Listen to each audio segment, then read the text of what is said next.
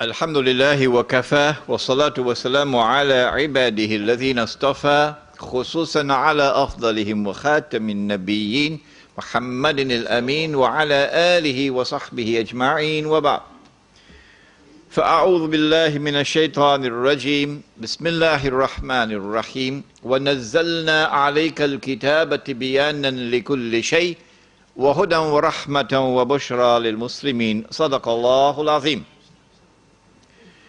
We praise Allah and glorify Him, and we beseech Him this night most humbly for His guidance and for His blessings and for His protection as we attempt to address the subject beyond September the 11th attack on America, the future of the Muslim Ummah. And we pray for peace and for blessings on all His noble messengers, and in particular on the last of them all, the blessed Prophet Muhammad sallallahu ta'ala alayhi wasallam. I would like to take about 1 hour of speaking time, because tonight I would be much more interested in your writing to me all the questions you have, and not just your questions, your thoughts, your comments. So that tonight is not only my lecture to you, it's also your feedback, because one man can't handle this subject. It is the collective thoughts and the collective wisdom. And wherever I have traveled in the world, and Allah has been so kind, you would be amazed to know the number of places I've gone. I've invariably benefited from my audiences. I've learned so much from my audiences. We begin in Allah's blessed name. The ayah of the Quran, of course, Surah An-Nahl, I always begin with this ayah. And we sent down the Quran, sent down the book, the Quran, on thee, O Muhammad alayhi salatu wasalam, that this Quran might explain all things. And therefore that this Quran might explain the strange world in which we're living today. It's not just politically strange, which is political globalization, moving in the direction of world government. And tomorrow when the United Nations will disappear. It's not only strange in its economy, moving in the direction of globalization of an economy, a world economy, in which one people will now enslave all of mankind. It's not only strange in respect of the emergence of one way of life, one culture. I call it the blue jeans Jamaat. Everybody living the same way. Everybody having the same diseases around the world. Being born the same way, being dying the same way, being buried the same way, around the world. It's not only strange in terms of what is happening to mankind, but what is happening to the environment, the earth. Around the world. The same thing, which is why they had that conference in what used to be called Johannesburg, now it's Igoli. Gauteng. The Johannesburg World Summit. But in addition to this, there's also something else strange happening. And that is a confirmation of the hadith. The Prophet said, sallallahu ta'ala alayhi wasallam, and you take this hadith home with you tonight as you ponder the issues. He said, sallallahu ta'ala alayhi wasallam, بدأ الإسلام غريبا وسيعود غريبا. When Islam began, it was something strange and therefore different from everything else in the world. And Islam will one day return to that state of being something strange and different from everything else in the world. And we are now living in that age in which Islam, not part-time Islam, no, we're talking about the Islam of Muhammad sallallahu ta'ala alayhi wa sallam, that Islam. That Islam is becoming something stranger and stranger. Something different from the rest of the world. Different from that globalized political order. Different from that globalized world economy. Different from that globalized culture or way of life. Like a square peg in a round hole. But not for Islamic modernism. I don't know whether you ever met it. A strange creature called Islamic modernism. It was it was alive and very well healthy in Malaysia. Until a great axe fell upon it a few years ago. I warned them, but they wouldn't listen to me. Islamic modernism, of which my teacher, Maulana Dr. Muhammad Fadlur Rahman Ansari Rahimahullah, warned, and his book is downstairs, the best book on Islam, in my opinion, ever written in the English language, is his 2-volume work, The Quranic Foundations and Structure of Muslim Society. My teacher, of blessed memory, it's downstairs. Islamic modernism, an attempt to reinterpret the religion, to subject Islam to a progressive interpretation so that it can fit in with the modern world, so that America can sit down and have dinner with Islam. So in the United States, while I was there, I saw this strange version of American Islam emerging from a large section of the African American Muslim community, an American version of Islam that America would be comfortable with and sit down and have dinner with this Islam.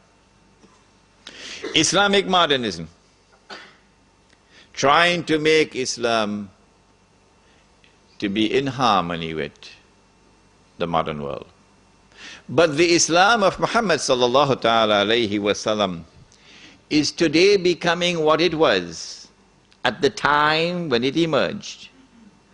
Something gharib, something strange, something different.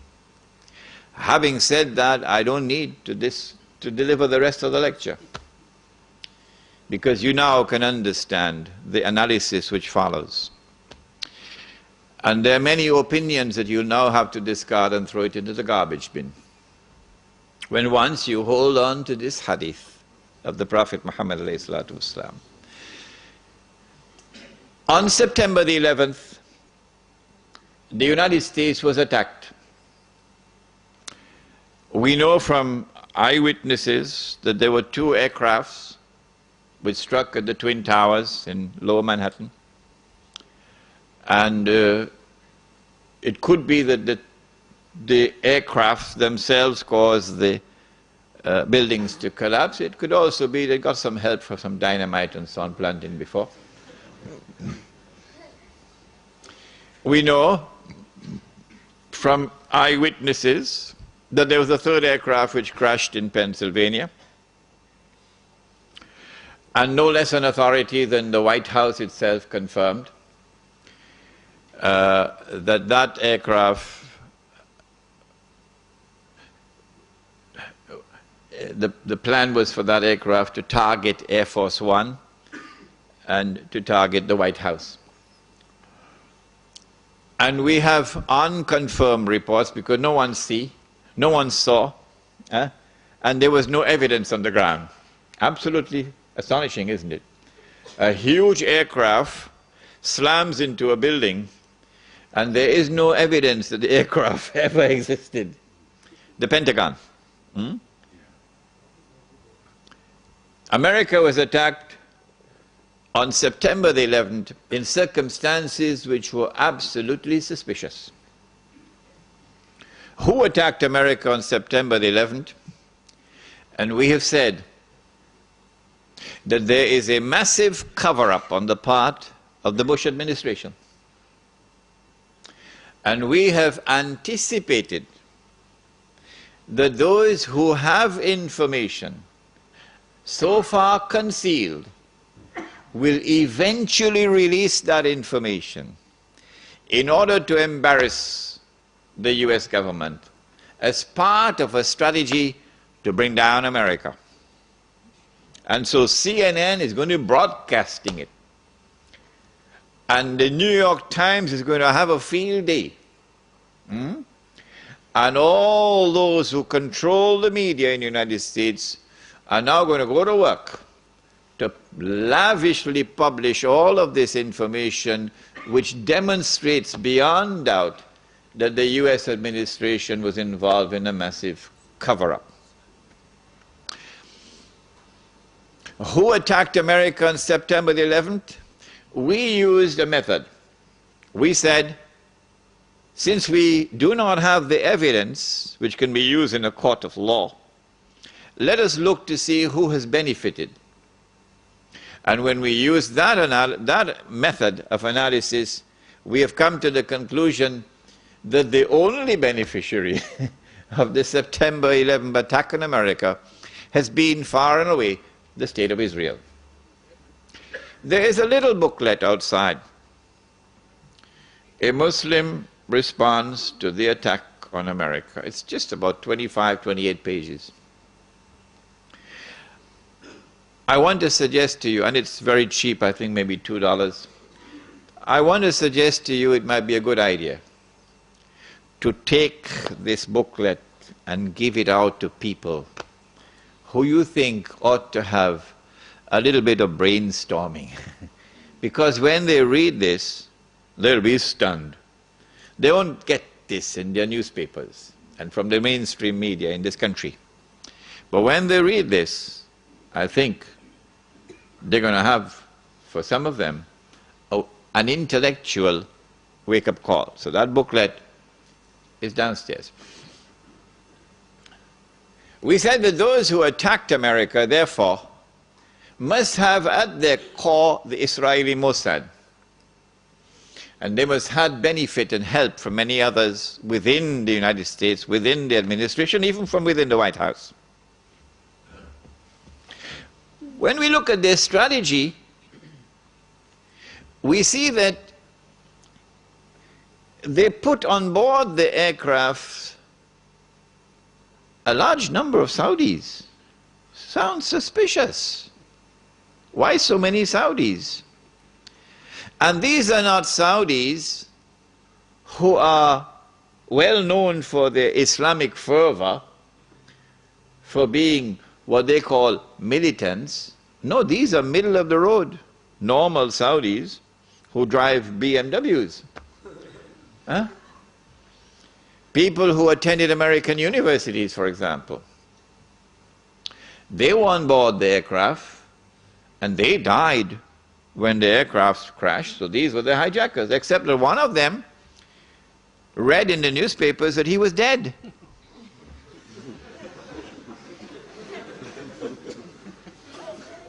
So he went to the Saudi government and he said to the Saudi government, "It seems to me as though I'm alive."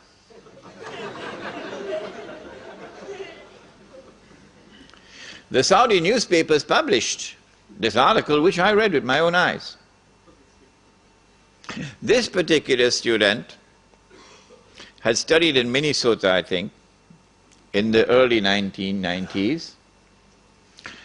And in 1995, perhaps, he had reported both to the local police and to the Saudi embassy in the United States that someone had broken into his apartment and stolen his passport.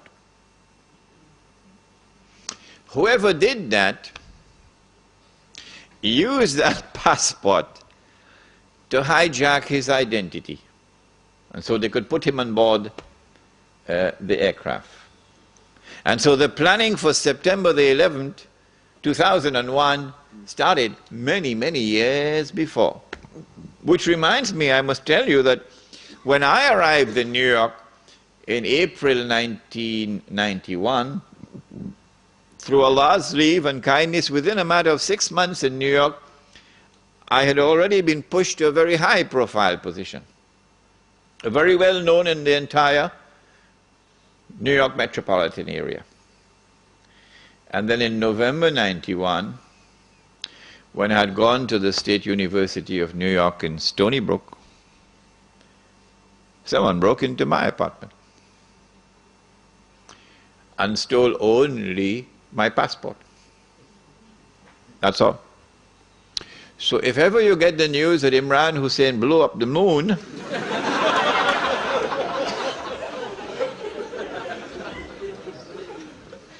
you'll understand the background. They're holding it. They have not as yet used it. But the more I talk about it, the less likely that they can use it. My passport, therefore my identity. Why so many Saudis? It's suspicious. And why these middle-of-the-road Saudis? The answer is because Saudi Arabia, the government of Saudi Arabia, has a friendly relationship with the United States. In fact, there is something common between the state of Saudi Arabia and the state of Israel which would surprise you. They are sisters. The same forces who work for the establishment of the state of Israel are the same forces who work for the establishment of the state of Saudi Arabia. The same forces who have kept Israel alive today and guaranteed Israel's security are the same forces who have kept Saudi Arabia alive today and has guaranteed Saudi Arabia's security.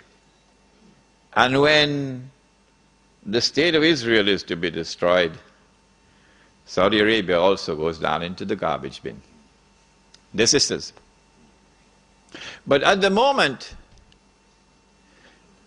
the friendly relations and the good press which Saudi Arabia receives in the media in the United States of America, and the fraternal relations between the government of Saudi Arabia and the government of the United States stands in the way of those who attacked America on September the 11th. In what way? I said to you last time I was here that the United States cannot attack Iraq until a particular moment arrives. And I gave you some homework. I ask you to think. Iraq does not pose any threat to the United States.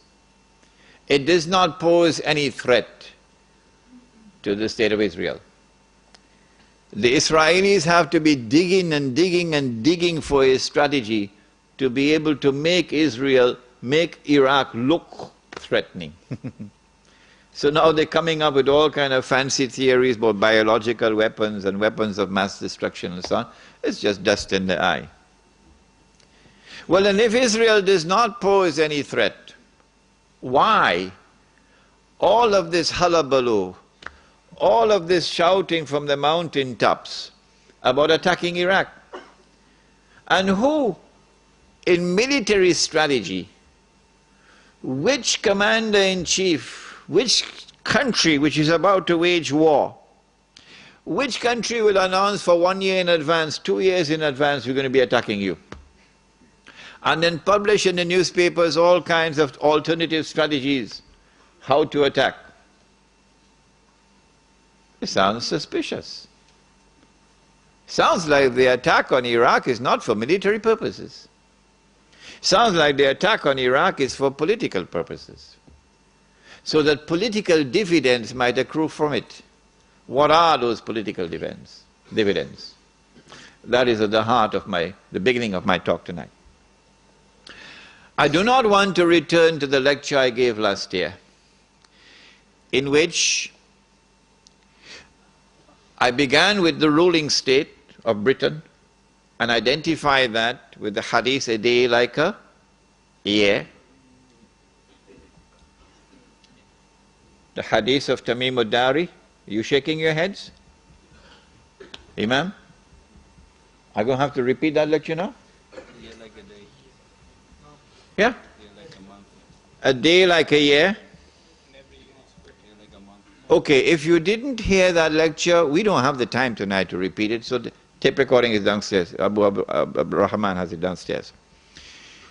The hadith is a day like a year, a day like a month, a day like a week when Dajjal is released, okay?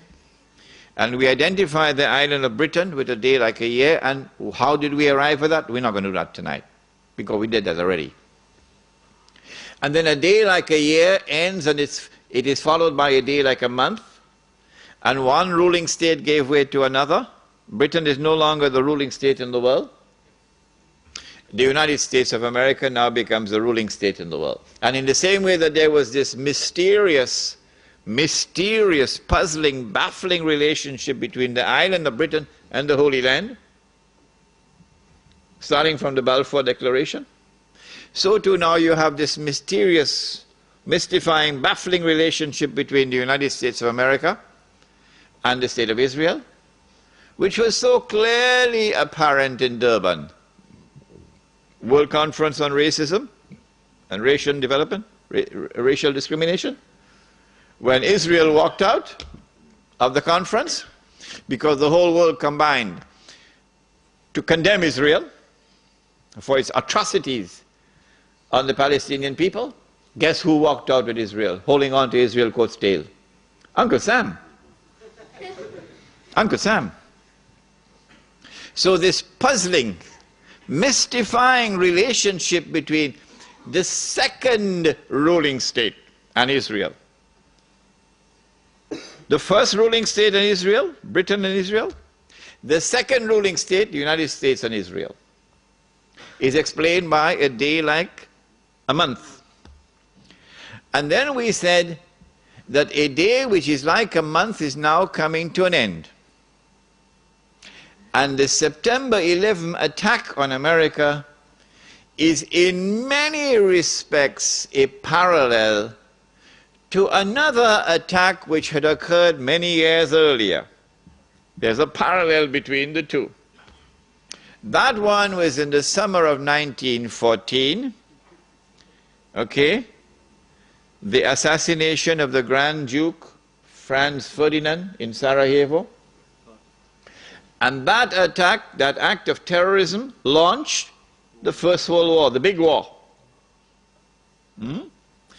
Similarly, September the 11th, the same forces at work in the summer of 1914 are the same forces now at work, September the 11th.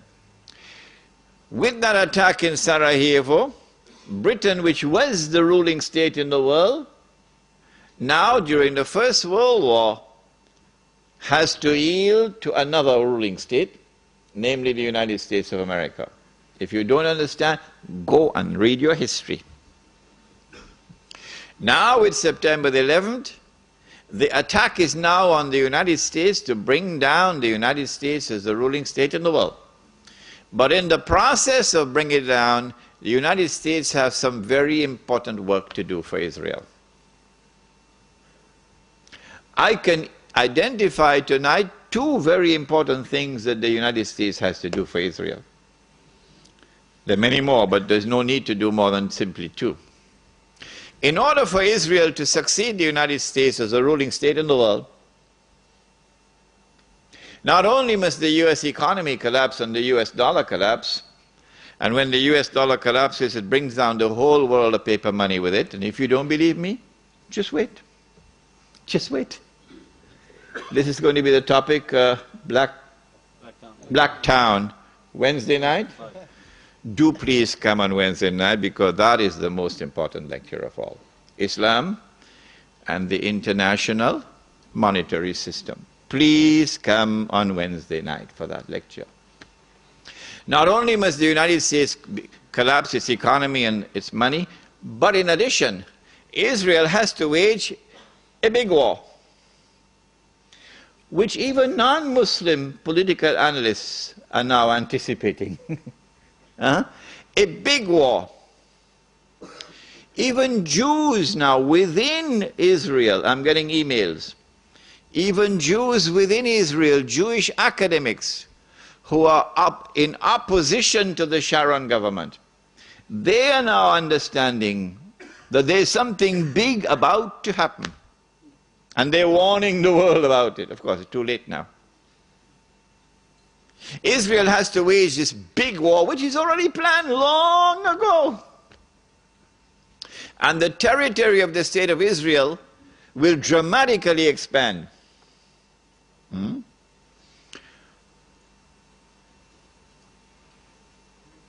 the Palestinian problem will be solved because they'll be exported out. That is the massive human rights crime that the Israeli academics are now anticipating and warning the world about. But in addition, in order for Israel to become the ruling state in the world, not only must she take control of all of this territory, she must also control the oil of the Middle East. Saudi oil, Iraqi oil, Kuwaiti oil, Gulf oil. But I don't see Israel taking Iranian oil. No. And you'd want to ask me why. Yes, you'd want to ask me why. In the question and answer session, not now. I don't see Israel touching the Iranian oil. Now that's going to be a very, very important event in world affairs. If Israel takes control of this oil, Israel will have her hands on the throat of the world. Not so much Britain and the United States, because Britain has North Sea oil. The United States has a lot of oil sufficient to meet its domestic consumption. And so who is going to have Israel at their throats? The answer, Europe, Japan, and the rest of the world dependent upon Middle East oil, but particularly Europe and Japan. Which is why at this moment you will notice a lot of strange noises coming out of Europe in hostility to the United States. Because the Europeans are beginning to open their eyes and now beginning to slowly understand what we knew all along. Yes. This is why the German minister made a statement concerning Mr. Bush and acting in a way like Hitler acted. It's not by accident. But Israel has a PhD in deception because it's Dajjal at the back of this, the mastermind. And Israel would not want to wage a big war and appear to the world naked, clearly as an aggressor. No, that's not deception. Israel has to wage her big war and make it appear as though she was only defending herself. The only Muslim I know of who has had the capacity to be able to penetrate the deception that has been going on all these years, the only one I know of, was a man who never went to Al-Azhar University. No, he wasn't a Sheikh. His name was Malcolm X. He's the only man I know of who had that eyes wish to see and could clearly recognize the strategy and the deception. Read Malcolm X. How is Israel going to launch this big war and yet get away from being perceived by the whole of humanity as the aggressor, blatant aggression. You have to come with a good strategy. The strategy is this. Ariel Sharon goes into Masjid al-Aqsa with 1,000 Israeli military with him, with their shoes on, with the full knowledge that this calculated act of extreme provocation must have a response, a fiery response. And as the flames of the new intifada emerge, you must keep it burning by committing upon the Palestinian people more and more atrocities that drive them into a greater and greater rage. This is planning, this is strategy, this is not happening by accident. As Israel unleashes this barbaric oppression upon the Palestinian people, you must have a television station which you plant amongst them, which will cover this, that your Egyptian television would not cover, and your Jordanian government would not allow on Jordanian television, so you create something called Al Jazeera. And the Arab masses believe Al Jazeera is their station. This is the only place in the world we can get authentic information, Al Jazeera. So Al Jazeera is now used to portray all the atrocities. And so around the Arab world, the masses only have to tune into Al Jazeera and they know what's happening. And so the Arab masses become more and more angry, more and more enraged. And guess who begins to tremble now? The governments which are pro-American. The governments which have entered into peace treaties with Israel. These are the ones who are now trembling because their people are becoming more and more enraged. So Mubarak in Egypt and Saudi Arabia, I don't know, is Fahad or Abdullah, and Abdullah in Jordan, and Sheikh Sabah in Kuwait, etc. Israel has to judge the temperature on the ground in the Arab world. And because Israel has a strategic military alliance with the United States of America, it is when Israel judges the temperature to be hot enough, only then will Israel give the go-ahead to the United States to attack Iraq. Only then. And you have to inform the whole world in advance that you're going to attack Iraq. So the masses must be expecting it. Why? So that when the United States attacks Iraq, you would have the kind of spontaneous outburst from the Arab masses that you want. That they will take to the streets in massive demonstrations. The kind which brought down Zulfikar Ali Bhutto in Pakistan. The kind which brought down His Imperial Majesty, the King of Kings. Which one? Shahin Shah, the King of Kings. They tested this formula.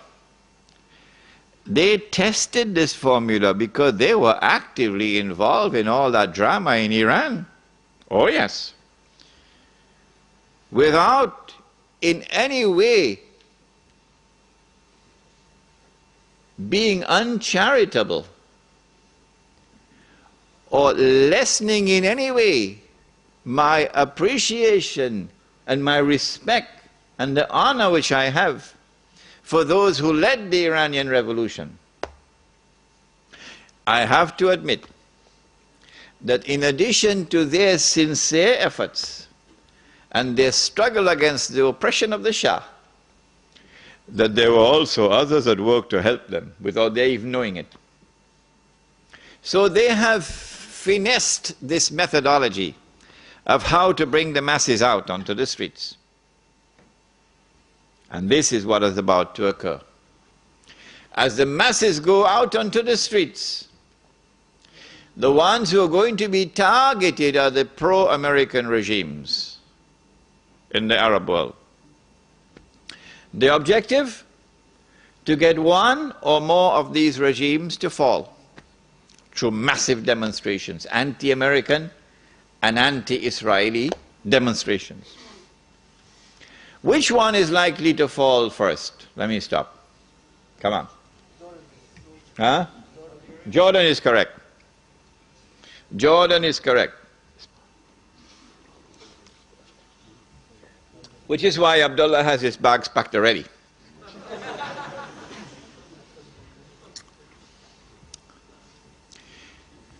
The reason why Jordan is the first to fall, likely to fall, is because more than half of the population of Jordan is Palestinian. And because Jordan shares a border with Israel.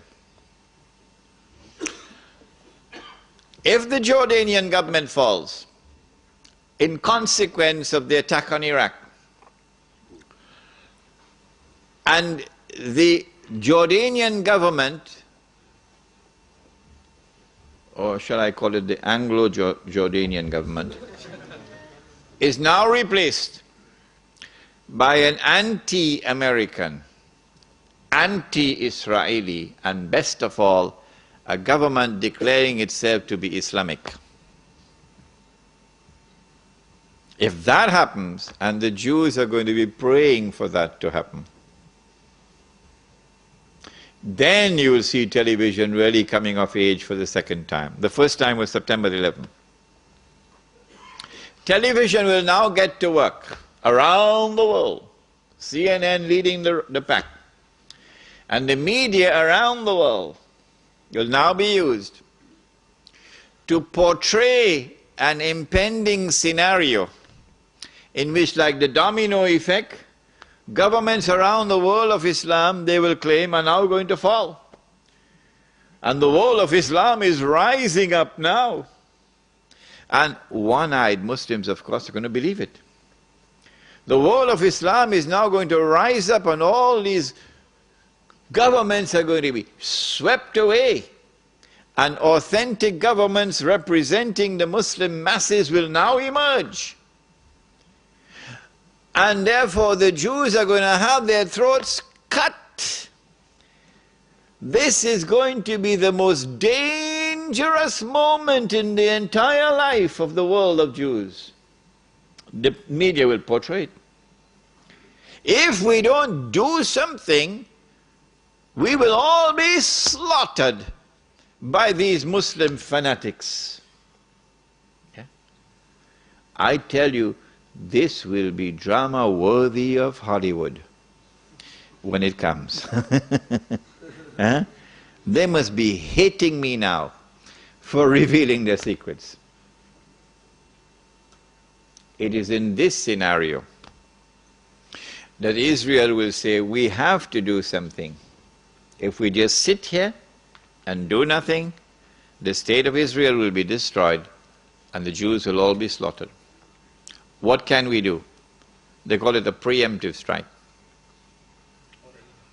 A preemptive strike. But it won't be a preemptive strike. It will be the most dazzling display of the magnificent application of state-of-the-art military technology that will leave even Uncle Sam in the backyard. A war like Uncle Sam has never seen and could never wage. That is what Israel is going to wage. Do they have the technology? I believe they have technology that even Uncle Sam doesn't have. It will be a lightning strike. Israel has to put on this magnificent display of military power and state-of-the-art technology beyond anything else that the world has ever known, in order for Israel to impress upon mankind the validity of its credentials that is now going to become the new ruling state in the world. Before Fahad could even blink, the Israelis have taken over the Saudi oil fields, and the Iraqi and the Kuwaiti oil fields. The United States, of course, will make some noise, and Britain will make some noise, but will they send troops? Not, of course not. The United Nations Security Council is now going to be used by the rest of the world, particularly Uncle Europe, and Uncle Japan, and the rest of the world. They will take the United Nations and seek to use the United Nations now to do something about this. Collective action to force Israel to withdraw. Because if Israel does not withdraw, Europe is going to be choked, and Japan is going to be choked. And as the United Nations is now being used for the first time in its history, an attempt is being made to use the United Nations effectively by the rest of the world, I anticipate that the United States Congress, the Senate, and the House of Representatives will now pass resolutions forcing the US government to withdraw from the United Nations. And as soon as the United States withdraws from the United Nations can no longer sit down in New York, pack up and move. So in the same way that the League of Nations collapsed, the United Nations now collapses. United Nations cannot be relocated anywhere else. No. Because the United States is the ruling state in the world. The League of Nations collapsed because the United States was not in the League of Nations. That's why the League of Nations collapsed. And so the United Nations cannot be relocated anywhere. No, it can't take it to Geneva. It's not going to work. And so Israel gets to hold on to the fruits of her naked aggression. And Israel takes control of the oil of the Middle East.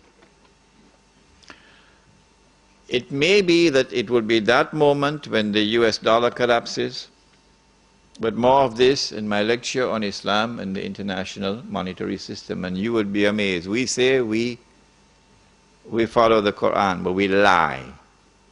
We lie. We say that we follow Muhammad ﷺ, but we lie. We lie when you attend that lecture on Islam and the international monetary system. When Israel becomes the ruling state in the world, then Israel will rule the world for a day which is like a week. If you doubt me,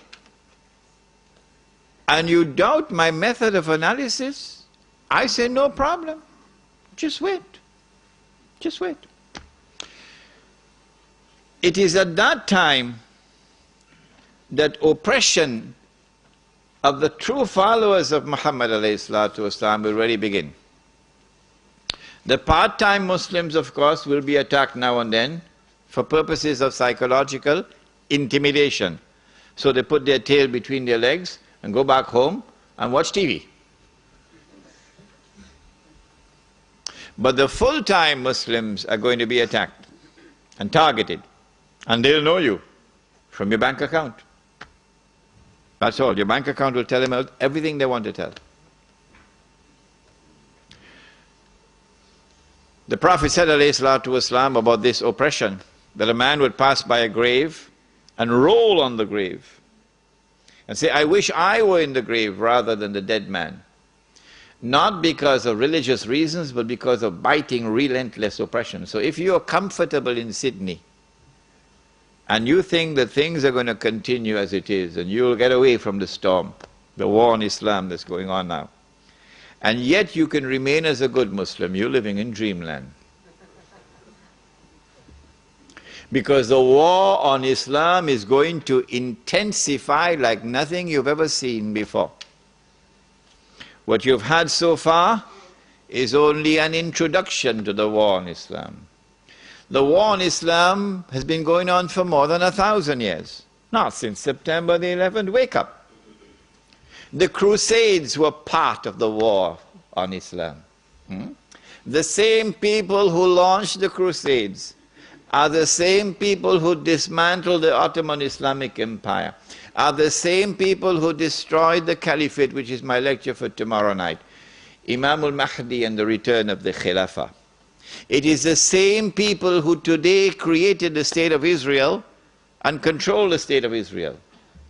It is the same people who are going to be ruling the world, the European, who was first dressed up as a Christian and is then dressed up as a Jew.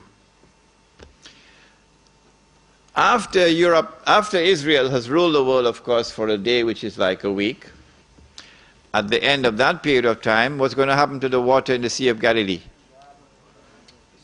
We dry up. It is only when the water in the Sea of Galilee is dried up, it is at that time, according to the ahadith in Sahih Muslim, you can go and check it out, my book is downstairs, Jerusalem in the Quran, go read it.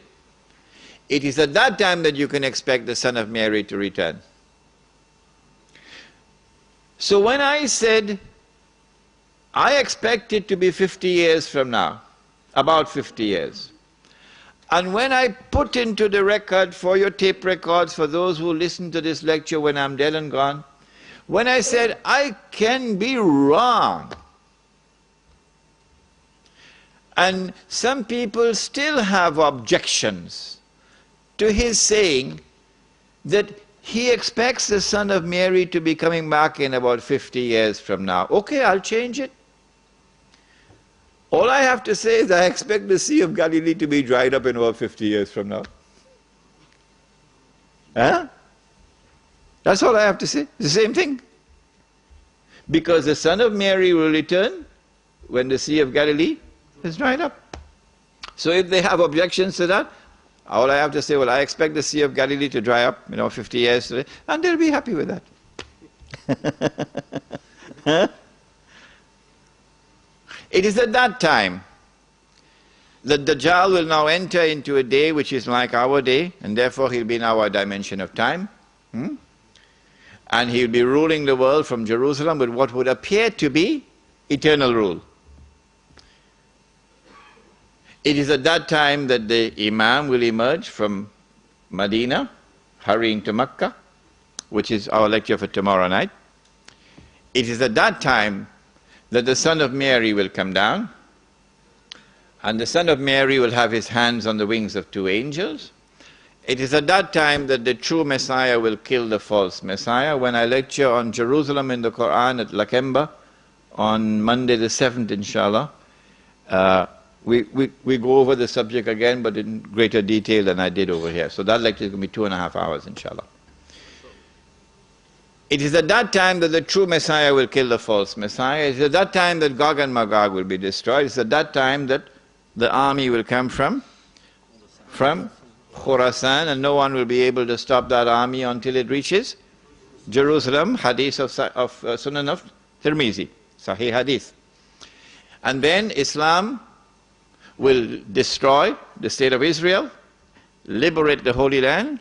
It is at that time the hadith which is in Sahih Bukhari and Sahih Muslim. If you want to check the credentials of any of your Muslim leaders in Australia, check them out. Can we trust this man? Ask him. Would you ever quote this hadith in public? He'll turn around and run so fast, faster than Federal Express, if he doesn't have faith in his heart, but he's a Muslim leader. Which hadith? Test them out with this. It is in Sahih Bukhari, it is in Sahih Muslim, it is muttafaqun alayh.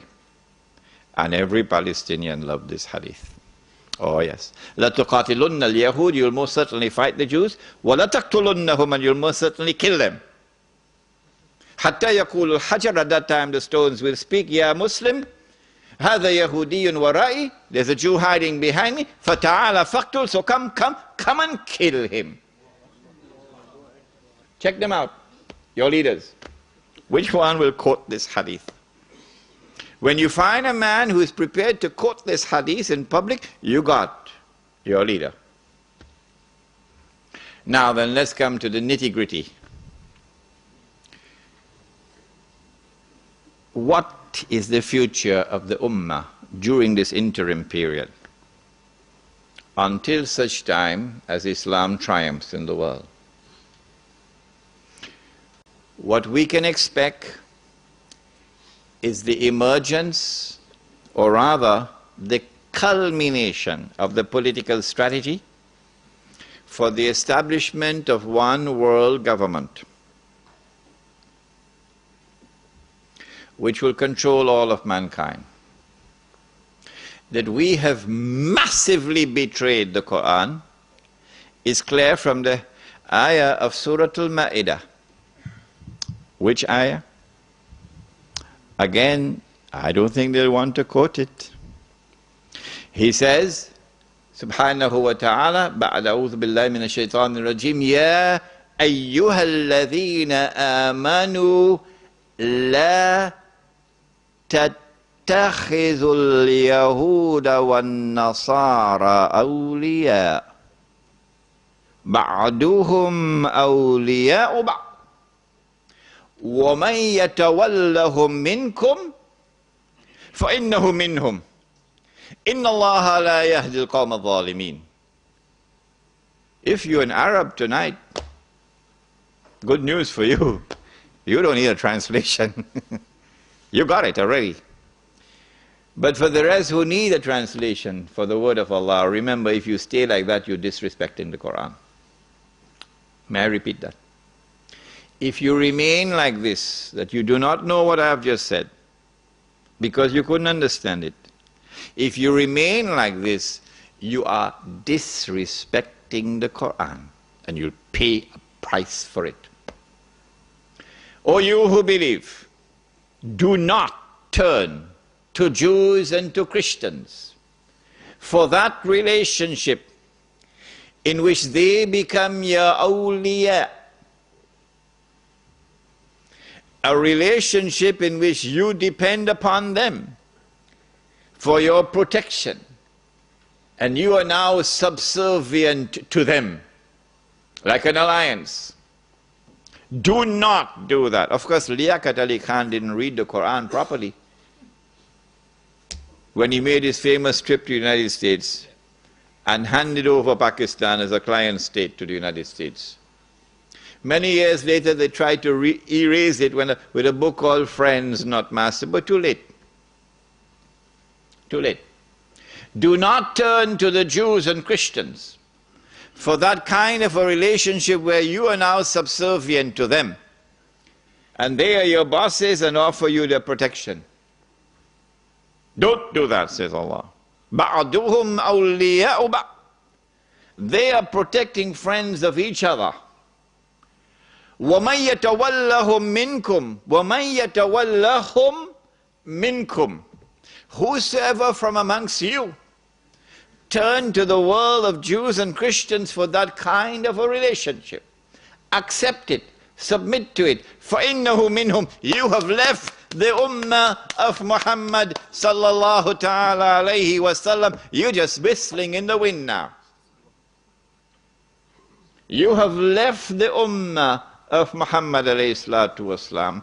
If you think you are still in the Ummah, you're just whistling in the wind. فَإِنَّهُ مِنْهُمْ إِنَّ اللَّهَ لَا يَهْدِي الْقَوْمَ الظَّالِمِينَ. Surely Allah will not provide guidance for a people who commit such an atrocious act of wrongdoing. This is the political landscape of world government, in which you will no longer be citizens of Australia and Bangladesh, but you will now be citizens of the world, governed by a world government. which obviously will eventually be the Jews. What kind of a relationship do the Jews have with us? Does Allah speak about this in the Quran? When they have political control over all of us, what will be our fate?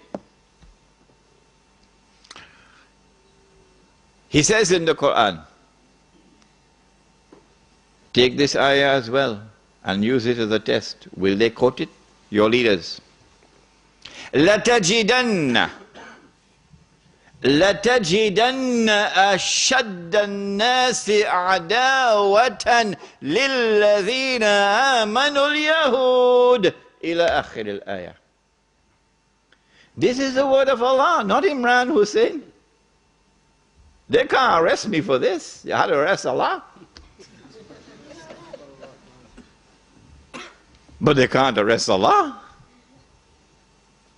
لَتَجِدَنَّ, you will surely find time and again, أَشَدَّ النَّاسِ عَدَاوَةً لِلَّذِينَ آمَنُوا الْيَهُودِ إِلَى آخِرِ الْآيَةِ, that those who will have in their hearts the greatest hatred and enmity and hostility for you will be the Jews. So now your most dangerous enemy in the world is in charge of you. What a pity. What a future for the Muslim Ummah coming up now. That is the political landscape. What about the economic landscape? What happens when paper money collapses, disappears? Because Mufti is either sleeping or eating halwa.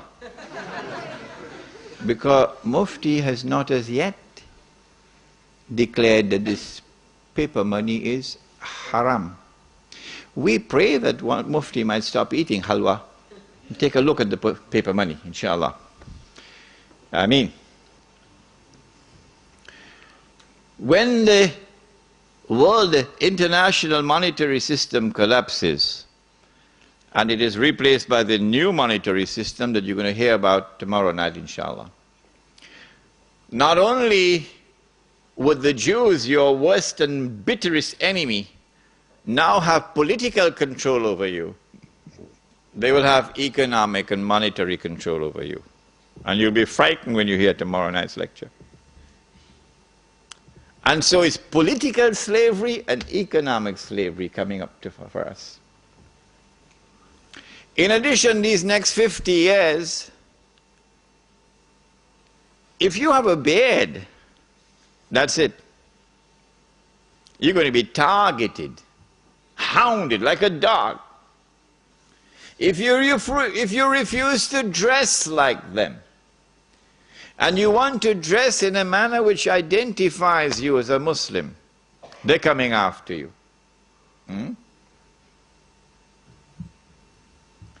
You say, I don't want to be part of the blue jeans Jamaat. If you're 17 years of age tonight, I hope you're listening, son. They're coming after you. Because your way of life as a Muslim is going to be gharib. That's the word, gharib. Something strange, something different from the global society and its universal, uniform way of life. And so life is going to become increasingly difficult these next 50 years. You lose your job because you refuse to take a drink of whiskey. I was interviewed by the government of Trinidad and Tobago for the post of a foreign service officer in the Ministry of Foreign Affairs. In many parts of the world, this is a diplomatic job, this is the best job you can get. You are in the elite. They said to me in the interview, Mr. Hosein, we know that you are Muslim. And we know that you Muslims do not drink fire water. But when you are appointed as a foreign service officer and you are posted abroad in a diplomatic mission, the government will provide you with a home in which to live. And you will be required, for fulfilling your job, you'll be required to keep alcohol in your home. And Mr. Hosein, we have something more to say to you. You would be required to serve alcohol at your table. Remember, Mr. Hosein, we're not asking you to drink this stuff. We're just asking you to serve it and to keep it in your home. So I told them to get lost. I'm not going to keep it in my home, and I'm not going to serve it at my table. So they responded, I got the job, but they never posted me abroad. I remained in the job for 5 years without ever getting a diplomatic passport. Because you got to make your first trip abroad. When you make your first trip abroad, then you get your diplomatic passport. So I never got a diplomatic passport. This is what you're going to have to put up with now. So your job that you're holding on to now, and you think you're secure, and with the salary you could pay the monthly mortgage, to which bank?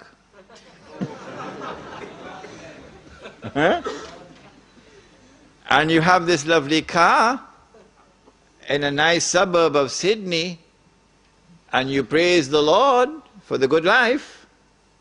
Remember, if you wish to be sincere to Islam, you're going to lose your job. What are you going to do when you lose your job? Because you do not want to betray Allah and His Messenger. What are you going to do when your wife is being subjected to abuse on the streets because she's in hijab? And I have to say this one, I can't avoid it. He said, sallallahu ta'ala alayhi wa sallam, one of the signs of the last day is that people will be having sexual intercourse in public like donkeys. And the most honorable man of that time will be one who passes by and sees this couple having sexual relations in public. And he says to the man, can't you at least take her behind the wall? The signs are very plain and clear, and none of you can deny it tonight, that we are well on our way to that day. I met someone in Kuala Lumpur belonging to the Naqshbandi Sufi order. And this man said to me, he said, Sheikh, that's not tomorrow, I've already seen that. I have seen that on a street of Tokyo in Japan. I saw with my own eyes people having sex in public like donkeys. Okay? This man is in Tokyo. If they're not doing it on the street now, like donkeys, they're doing it in other places. But it's going to come onto the streets. My question to you is, what are you going to do? When you're in political slavery, when you're in economic slavery, when you're part of a global society now which is demonizing you, you're losing your jobs, your wife is being abused, and now your children have to see these things before their eyes, what are you going to do? My answer is, if you're comfortable with that, you can stay in downtown Sydney. But if you're not comfortable with it, then you'll be interested in the rest of the lecture.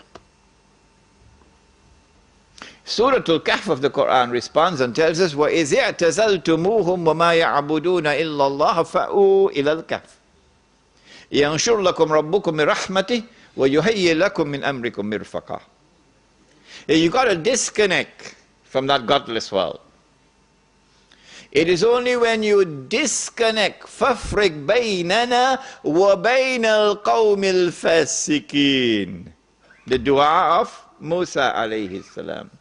It is only when you disconnect Only then will Allah's rahmah come upon you. How do we disconnect? Well, you go back to Bangladesh, it's the same Gog and Magog world order. You go Karachi, it's the same like downtown Manhattan. How do you disconnect? The answer is, you got to get out of the godless cities, because the world of globalization is witnessing the countryside being denuded and the masses moving into the cities, of course, to provide cheap labor. As the masses move into the cities, you now have, for the first time in history, mega cities. 10, 20 million people in a city. So we move in the opposite direction from the rest of mankind. That is hikmah. Allah is impressed now by the Muslim who moves in the opposite direction from the global society. As you disconnect from the godless world and you go out into the open countryside, please don't come at me at the end of the lecture and ask me, are we going to abandon those in the city? Are we going to have da'wah in the city? Do not come with that question at the end of the lecture. Because we are not isolating ourselves. No. In fact, we can do far more da'wah from that village than we can from downtown Sydney. We go and buy land where land is cheap, and where there's water, fertile land. 10, 20 years from now, when this audio tape is in the hands of a little 17-year-old who's not even born today as I'm speaking to you, in his heart this fire, this flame will be burning now. I want to go and do it. Go and buy land where land is cheap and where there's water. And you're far enough away from the godless world. The farther you are away, the better it is. And go and establish Allah's deen. Not at the macro level, because that's not possible, but at the micro level, because that is possible. In this Muslim village, you're not going to abandon jihad. Oh no. The Muslim village cannot threaten the state. Absolutely clear. The Muslim village cannot threaten the state. If you start amassing weapons in the Muslim village to take on Canberra, you'll be destroyed. You will be destroyed, you'll be very foolish. And so the Muslim village cannot threaten the state, cannot pose a threat to the state. Does that mean that we're going to sit down and allow them to come and rape our women? No. Every single child born in that Muslim village must be brought up as a warrior. You can't do that in the shopping malls of Sydney. As a warrior. We do not threaten you. No. We are not a people who want war with you. No. But if ever you make the mistake to attack us, and there is no way for us to retreat with safety and protect our women and children, you're going to have a fight on your hands. Because we will fight like you've never seen a human being fight before. Every single one of us will be a roaring lion of a man. Because we will say we prefer to die as men than to live as slaves. So for that you need military training. You need to build yourself physically, psychologically. At the same time, all of this preparation is not for the purpose of threatening the state or threatening anyone. The Muslim village must be one jama'ah, because that is Islam. So this is not going to be a Deobandi village, or a Tabligh Jamaat village, or a Barelvi village, or a Salafi village, or a Wahhabi village, or a Ahle Hadith village. Come help me with some more names. No. This is a Muslim village for all full-time Muslims. All. Come, brother.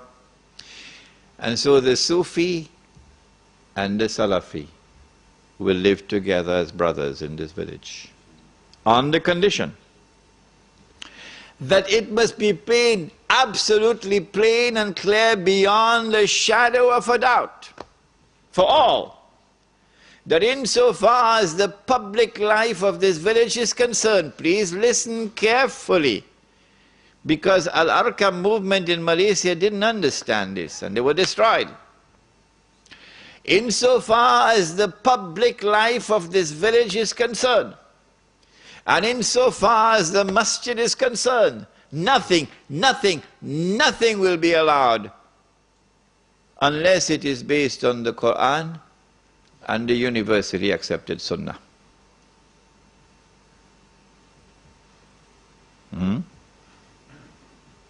And so if you have a Muslim practice which is not based on the Quran and the universally accepted Sunnah, and which is manifestly beneficial, like the halaqah of zikr, okay? Take it in your private life. That's all we ask of you. Take it in your private life. Do not bring it in the public life, so that there will be no cause for fitna. If anybody wants to invade into your private life now and shout out bid'ah and haram, we'll throw him out of that village faster than Federal Express. And so now the Sufi and the Salafi, you don't believe me, will live together as brothers in this village. And when they wage jihad, they'll wage jihad side by side. The Muslim village therefore must be one jama'ah and must have one amir. Whoever that amir is, even if he be a black Abyssinian with a head like dried grapes, khutbatul wida, you must obey him. You must obey him on the condition that obedience of the amir does not require disobedience of Allah and His Messenger. You must obey him. If you cannot obey the amir in an order which is just, then goodbye. Go back to Sidney. And now the amir will enforce the deen on the members of the jama'ah. If you commit a sin for which is a public flogging, and you say, I don't want to be flogged, okay, go back Sidney. You can't live amongst us anymore. If you want to live amongst us, then you have to authorize us to give you the public flogging. And so we'll enforce the hudud in the village on those who consent to allow us to enforce it upon them. And those who do not consent, we ask them to leave. The Muslim village will be an island of Islam in a godless world. Your children will now grow up in an atmosphere which is healthy for them, rather than naked people around them in the shopping malls. Can this Muslim village be used for da'wah? Of course it can. I told you I was in South Africa for the last 3 months. And in South Africa, the white and the black still live separately. The white is still rich and getting richer, and the black is still poor and getting poorer, despite a black government. So there is a big explosion that's coming. You don't need a PhD for that. And when the explosion comes, of course, your enemies are going to use their money now to get a particular group to go and attack Muslim businesses and Muslim homes. It happened in Durban already once. How do you respond to this? The answer is you build a Muslim village in which the black and the white and the brown and the yellow all live together as one family. Government of South Africa can't do that. Archbishop Tutu can't do that. Nelson Mandela can't do that. We can do it. Islam can do it. In fact, I have the good news for you tonight that the project has already started in South Africa. In a place called close to Ladysmith, they got the land already, and they've earmarked this land for the Muslim village, and they've already started to put African families who have entered into Islam onto that land. I told them, if you have any problems in getting white Muslims, let me know, we get you some from Bosnia. When you have white and black and brown and yellow living together as one family, isn't that da'wah? Much more powerful da'wah than all the gush that you perform and all the 5-star masajid that you build.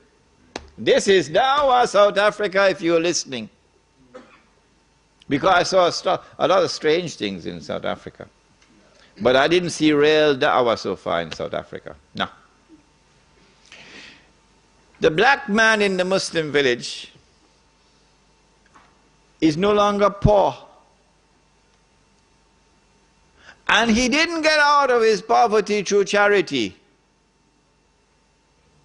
Well then, how did he get out of his poverty? Brothers, this is da'wah. This is tabligh.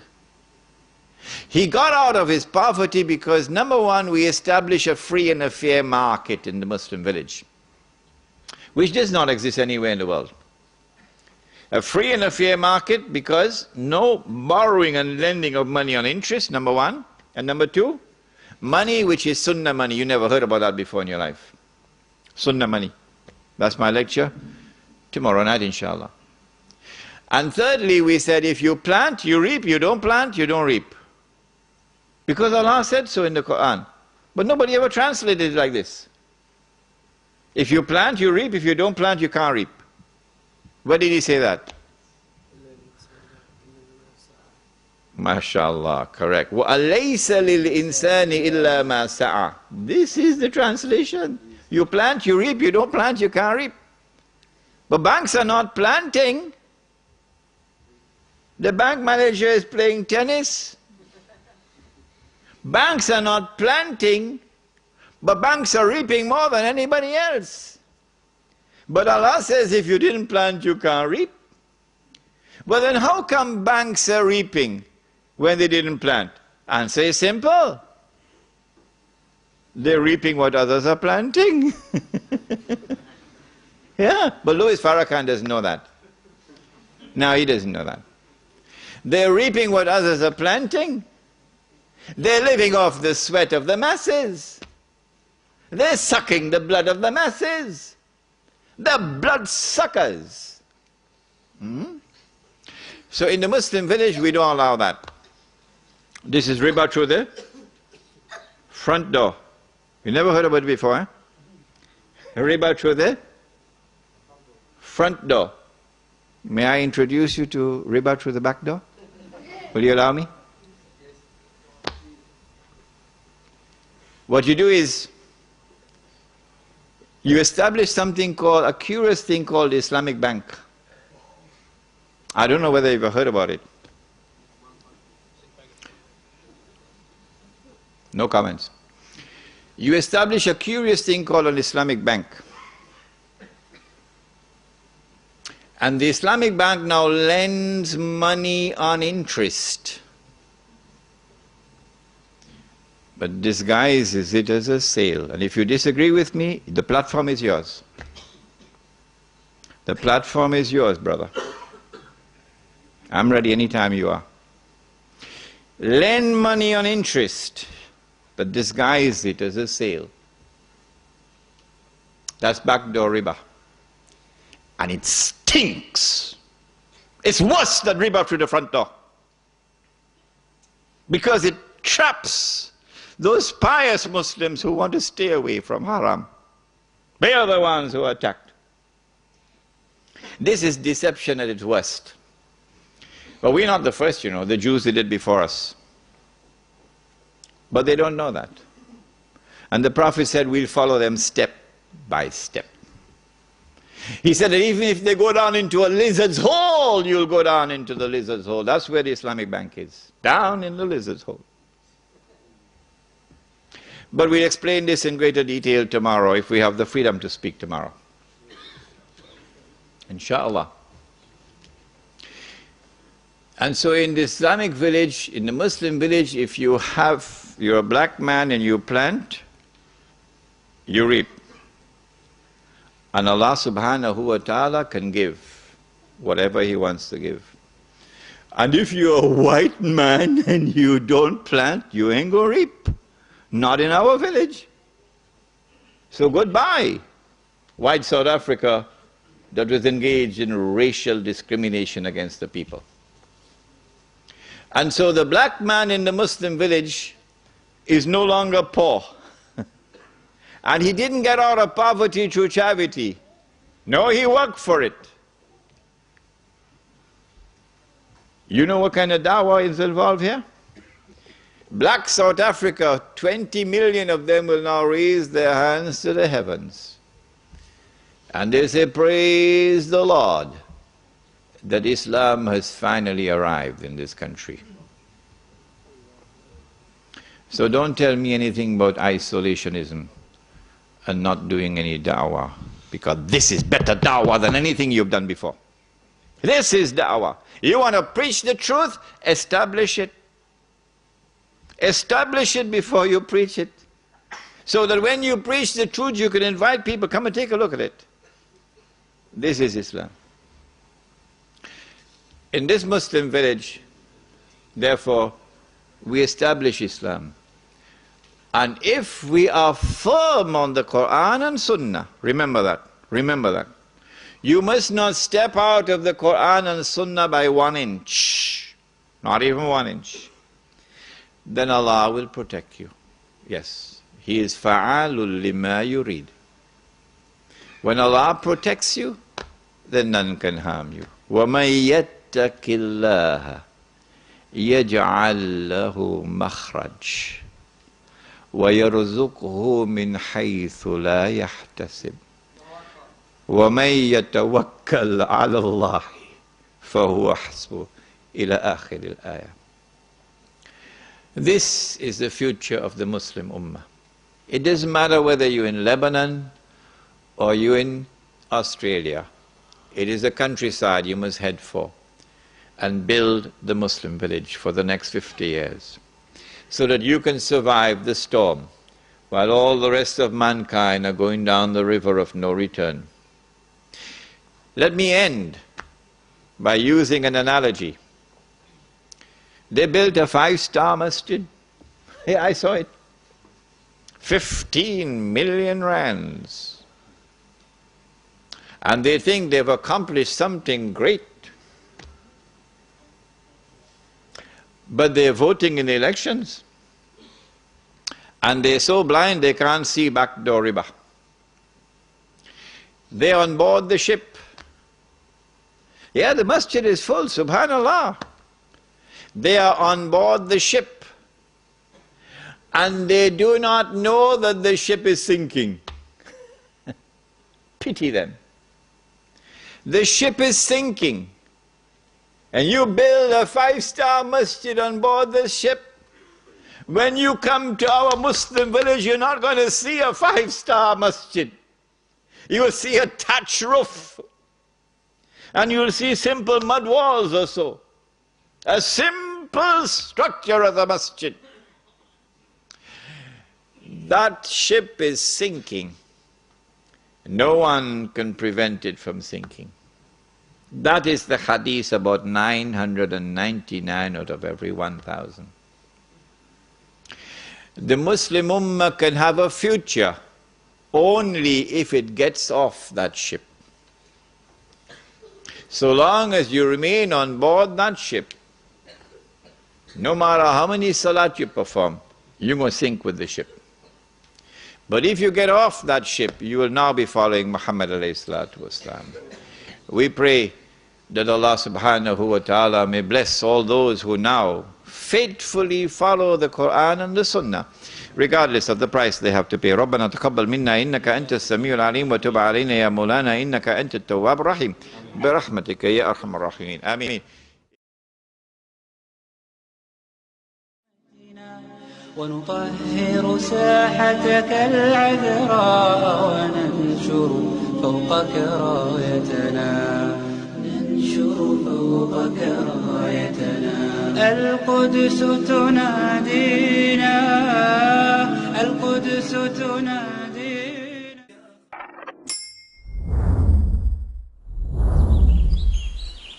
One Islam Productions, an Islamic film studio established in Australia, is dedicated to producing films for all Muslims. Just some of the films by One Islam Productions: children's programs, Islam for Me, We Remember Allah, Storytime and more. Educational films, Pray as You Have Seen Me Pray, Words, Ramadan, Renewal of Faith. Documentaries. We at One Islam Productions believe that Islam is precious and deserves to be presented in only the highest quality. Visit us at www.oneislam.net for more information. One Islam Productions, a film production company run by Muslims for Muslims.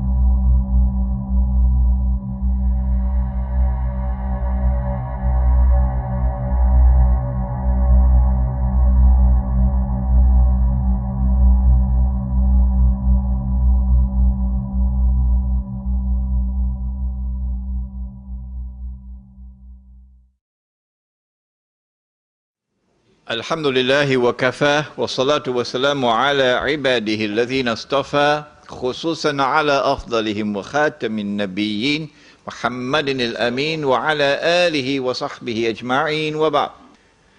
Something different from the rest of the world, different from that globalized political order, different from that globalized world economy, different from that globalized culture or way of life. Like a square peg in a round hole. But not for Islamic modernism. I don't know whether you ever met it. A strange creature called Islamic modernism. It was